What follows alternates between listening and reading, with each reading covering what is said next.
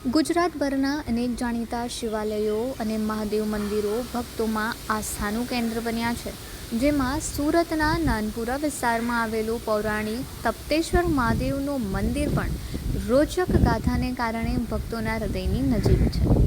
700 વર્ષ પહેલાં ભાવનગરના રાજાએ અહીં આખી રાત તપ કર્યું હતું અને તેને આધારે તપ્તેશ્વર મહાદેવ મંદિર નામ પડ્યું હોવાની લોકવાયકા છે. મંદિર પૌરાણિક હોવાને લીધે લોકોની આસ્થા અહીં વધુ જોડાયેલી છે.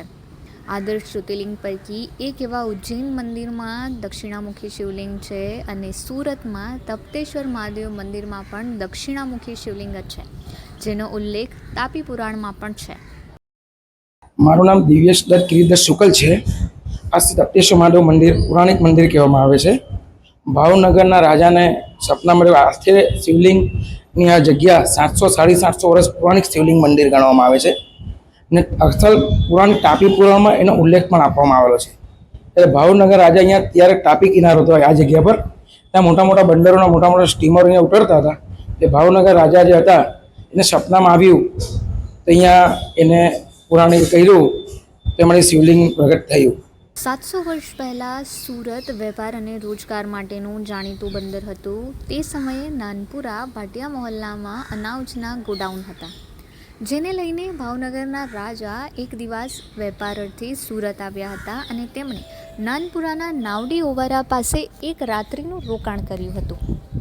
એ દરમિયાન ભગવાન ભોલેનાથ તેમના સ્વપ્નમાં આવીને તેમને દર્શન આપ્યા હતા અને અહીં મહાદેવ મંદિરની જગ્યાએ શિવલિંગ હોવાનું કહીને જીર્ણોદ્ધાર કરાવવાનો આદેશ આપ્યો હતો, જેને કારણે રાજાએ શિવલિંગ શોધાવીને તેનો જીર્ણોદ્ધાર કરાવ્યો હતો.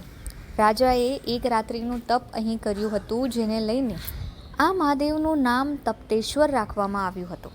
બરાબર. ને અહીંયા બીજી એક ખાસિયત એ છે, એને સંતાન પ્રાપ્તિ નહીં થતી હોય એ પણ અહીંયા સંતાન પ્રાપ્તિ બાધા લોકો જાય છે તો એને સંતાન પ્રાપ્તિ થાય છે.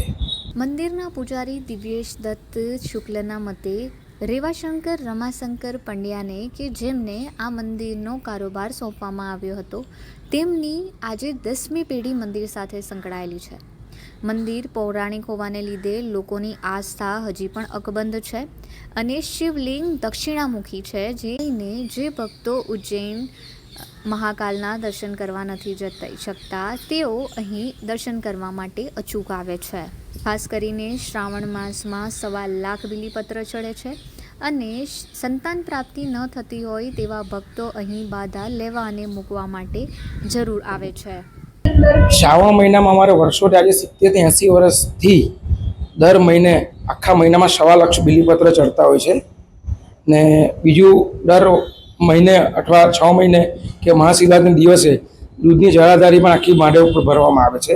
આ મહિનામાં હજારોની સંખ્યામાં ભક્તો આવી શકે છે. સાંજે સોમવાર છે, પછી રવિવાર છે, અમુક દિવસે જાહેર રજા હોય તો હજારો સંખ્યામાં ભક્તો અહીંયા દર્શન કરવા લાભ લેવા આવે છે તપ્તેશ્વર મહાદેવ રાજાના.